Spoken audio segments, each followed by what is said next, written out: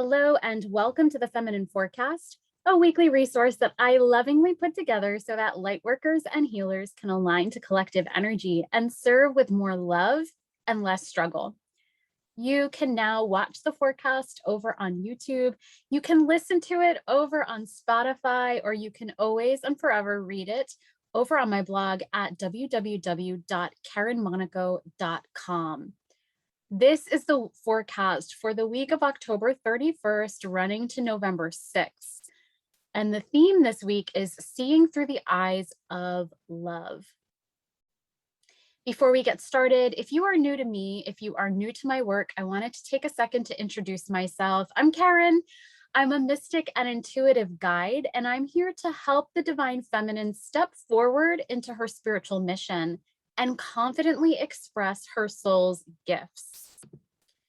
Something that is really important for you to know is that even though I am really called and my personal mission is to support women, if you identify as male or other, I want you to know that you are welcome, you are seen, and you are always, always, always respected by me and in my circle.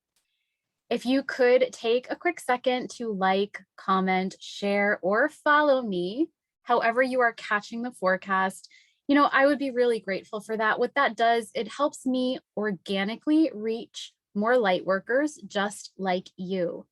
And so I like to look at it as your liking, your comment, your follow is actually supporting the ripple in the sea of consciousness. Now, I wanted to launch into something new with the Feminine Forecast, which is sharing a grateful moment with you each and every time I show up to speak to you. Gratitude is a huge part of my personal practice. And this week, I wanted to really just honor a beautiful moment that I experienced with one of the women in the Wild Hearted Collective, Sarah. She sent me her first light language transmission, and I am just so grateful to be able to receive it. It was powerful. It was potent. It brought up some stuff in my throat chakra. And so I just think that how beautiful that I get to not only speak light language and offer my own transmissions to those of you that are in the collective and those of you who show up on the forecast, but I got to receive one this week as well. Now, with the Feminine Forecast, it is really important to me that this not just be more noise being sent out into the world. I like the forecast to be useful. I like it to be relevant, and I like it to be impactful. So some suggestions on how to use it and make the most of it. I recommend grabbing your journal, getting a set of cards, which I know you have about 30 different decks. So grab your favorite, settle in. And I also would encourage you to set up some ritual around it or some sacred time so that you are really able to note what resonates for you, what feels like this is a message I need to hear. I am receiving this. I suggest that you really dive into the sit with it and the reflection prompts, and you throw yourself into the deepening practices. And what that'll do is you're going to find that you're no longer forcing things, and instead you're flowing with them. And ultimately, my intention for you with the Feminine Forecast is that it allows you to experience natural and powerful shifts within your life so that things start to get easier and you begin to feel more aligned. For this week's forecast, I am using Alana Fairchild's White Light Oracle, which I'm going to go ahead and link to down in the show notes, because probably by the end of the forecast, you are going to want to add this to your collection. It's an absolutely beautiful high vibe deck, and you're going to experience that vibration here today. Now, the cards that came up when I was sitting and doing the meditation and then pulling them, it was Beatitude of Sacred Rapture, which is card number 29, and Shekinah, card number 26. No, just 6, not 26. Okay, so little recap. If you caught November's forecast, you know that we are working with the Tower this month, which I shared. We typically look at the Tower as a sign of chaos and destruction. We kind of look at it and approach it with a lot of fear. But what came through in November's forecast is that this tower, the tower that we find ourselves in November 2021, is about clarity and awakening. So we are accessing that truth and that clarity right in this first week of the month. And it's coming as a result of seeing ourselves through the eyes of love. Now, seeing ourselves through the eyes of love, this is a practice that asks us to show up with grace, with patience, and with forgiveness. We are reminded that we are here as souls having a human experience. We are not here to achieve perfection. Okay, and I know some of you really need to hear this. We are not here to achieve perfection. Doesn't that feel good it feels so good to say, but doesn't it feel good to really absorb into your being? So if we're not here to achieve perfection, why are we here? We are here to step into our full, authentic self. Authenticity and perfection, they are not synonyms. In fact, authenticity is really about embracing our wholeness, which includes our imperfections. As we surrender and allow ourselves to be seen completely, we're going to experience a vulnerability. And that vulnerability paves the way for that flood of abundance that I have spoken about in quite a few recent forecasts. So keep your heart open as you see yourself fully this week. And remember, as you see yourself, as you love yourself, so will others. Oh, I just got chills, y'all. So, if you choose to see yourself through the eyes of love, you might find yourself experiencing this sensation of relief. You might experience one of those breakdown to breakthrough moments, and you might even experience an awakening to your soul's higher path. Whatever you experience, I pray from the bottom of my heart that you proceed with it gently and consciously. All right, so you might receive this transmission and think, hell yes, I am ready to see myself through the eyes of love. But I want to go ahead and ground us here just a little bit, okay? Because let's not forget that we always have that ego to contend with. My personal belief is that we don't want to destroy or ignore the ego. We don't want to annihilate it. We don't want to suppress it. Rather than that, we want to listen to it. Because when we tune into the stories, into the patterns, into the beliefs and actions and behaviors that the ego expresses, it gives us the opportunity to clear them. It gives us the opportunity to heal the things that are blocking us from living in total divine alignment. Now, beautiful thing, as always, the cosmos is supporting our inner work this week. We enter the dark of the moon on November 2nd, and that is the ideal time for you and I and all of us to dive deep into our bigger emotions, to experience them, and then release them. So again, we're looking to see our ego, to see those imperfections, to see our shadow through the eyes of our soul, through the eyes of love. This is going to mean that we're listening without judgment, without shame. And it means that we shift into experiencing it from a state of, kind of witnessing, respecting, loving, holding space for it.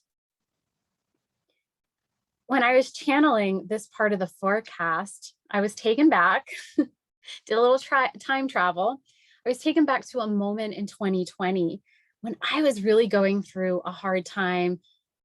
There was just this night where I had been journaling and I was shown how not only was I going through a god-awful moment on my path, I was experiencing a total, what felt like and can be described as, and I know so many of you will resonate with this, like just a total shattering of my heart. So not only was I experiencing that, not only was I going through that, I was beating myself up for going through it. for not being tough enough, for not being strong enough, for not being, in my power, ascended enough to be dealing with it and to just let it go. And in that moment, I just had this option where I could continue down the path I had been going, feeling a lot of shame, feeling embarrassed, or I could drench myself in love, in unconditional love. Now, in that moment, I chose love, and I felt so much of the inner work of the healing that I had been doing previously anchor into my being with just that simple choice of no longer being ashamed, no longer beating myself up, and instead loving myself through it. This is where that patience and grace comes in. Be patient with yourself in whatever comes up for you and however it comes up for you. Give yourself the grace to not get it on the first, the second, the third, the 100th time. Instead, give yourself credit for showing up at all. This work does tend to come with the need for exploring forgiveness or to extend forgiveness. So you might feel that call to forgive others and yourself. Listen up, okay? This is important. Remember that you and really everybody that you encounter in this time-space reality is running the programs that they're running because they don't know any other way. And they won't know, and you won't know any other way until you raise your consciousness around it.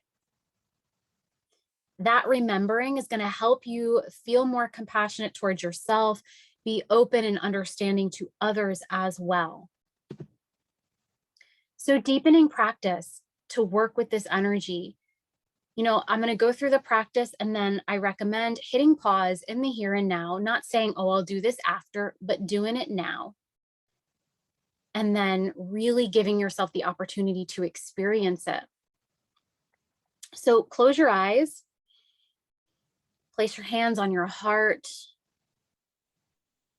drop in, and really see yourself through the eyes of love.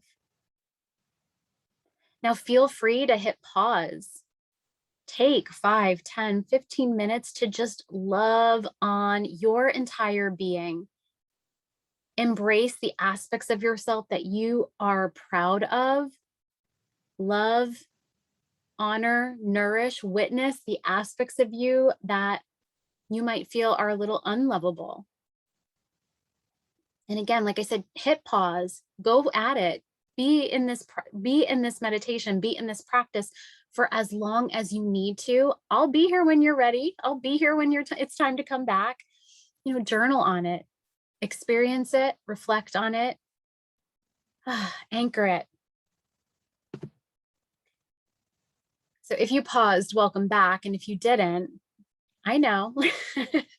So use this week's new moon in Scorpio on the 4th to set the intention to anchor in this new way of being.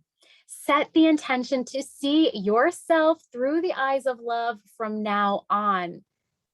Scorpio's energy, Scorpio gets a bad rep, but Scorpio is the holy transformation. It's the rebirth.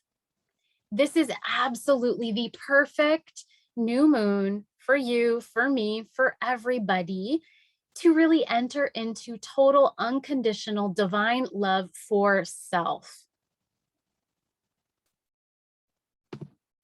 Now, if you are a member of Wild Hearted Collective, you're going to get a little extra support all week with these themes, with these topics. We also have the monthly journey, Law of Attraction upgrades, dropping on November 1st. It's one of my favorite releases, so get that on your calendar. You might also feel guided to explore the inner child deepener. That's going to be very helpful in seeing yourself through the eyes of love and understanding some of your patterns, some of the ways in which the ego is present and sabotaging you a little bit. But the next energy we have is Shekinah. Shekinah is the feminine energy in the Kabbalah and a reminder that we were guided to explore the Empress, who is the divine feminine energy in the tarot, back in November's monthly forecast. It's really worth revisiting those themes that the Empress called up for us because they were surrounding our abundance. And to support that process, go ahead and grab my free workbook for November. It's going to be available to you down in the show notes or the video description, however you are accessing this.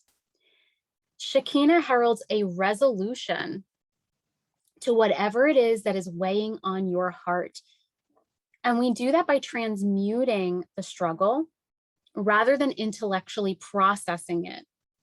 So when I channeled this, I was very keyed into the fact that the feminine right now, probably if you identify as divine feminine or as the feminine, she's found herself, we've found ourselves in this processing loop, and we are being asked to pull the plug on that and transmute that energy instead.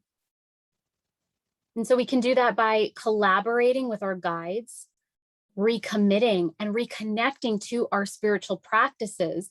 And so some of you might feel a little bit called out, but I want you to know that, listen, I've been here myself. I've been here before. So don't feel anything other than, all right, time to move forward.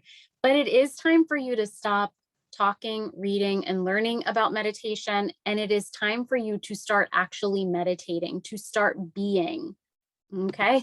And so here's how you can start that process. And whether you are a committed meditator or you are somebody who's like talking about it, learning about it, and not actually doing it, here are some questions, some reflection offerings that you can utilize to find your perfect fit meditation practice. So consider, where is it that you experience spirit? Now, for me personally, spirit is so present when I am out in the woods, when I am by the ocean, when I am outside. I can access spirit within my apartment, but not as fully, not with as much ease. Okay, so explore, where do you experience spirit? Where does spirit feel most alive for you? How do you connect? So my meditation practice morphs constantly. It's more about the energy that I'm in. Some days I need to do a walking meditation. Other days it's a seated silent meditation. Other times I have to access a guided meditation over in the hub of the membership. Honor that, okay? But honor it in a way where you're showing up to it, okay? Don't just say, oh, it ebbs and flows, when it's really like you're just attempting to escape having to do it. And then what practices serve you? It's going to be deeply personal. It's going to be something that honors you and you alone. Okay. And then take this a step further. Bring your heartaches, bring your challenges, your fears, your struggles, your everything. Bring it all. Bring it with you into meditation. Use the art of breathing and presence to transmute the denser vibrations. And in doing this and sitting in meditation and connecting to your spirit team, you're going to invite them to support the work of transmuting. It's just going to become easier. It's going to become more fluid. You're going to get more, I don't necessarily know if I love how this sounds when we're speaking about spirit, but you're going to get more bang for your buck when you're sitting and inviting your team in to support that releasing of energy. Big call to action here, okay? Commit to showing up to your practice this week. Make it the first thing you do every single day rather than the last thing you do this week or the last thing you think about this week. I shared some really big messages with you today. I am sending you even bigger love and light. I'm so grateful to be here. I feel really honored to be able to do the work that I do and to be exchanging energy with you. And I'm going to invite you to keep that energy exchange going. Let's connect over on Instagram, over on YouTube, over on Facebook. You can find me on all the platforms with my handle at Karen Monaco. No, at Lightworker Karen. Karen Monaco is my website. Okay. But definitely head over to one of these platforms, say hi, send me a DM, send me a PM. Let's just connect. All right. So I love you and I will see you next time. Thank you for being here.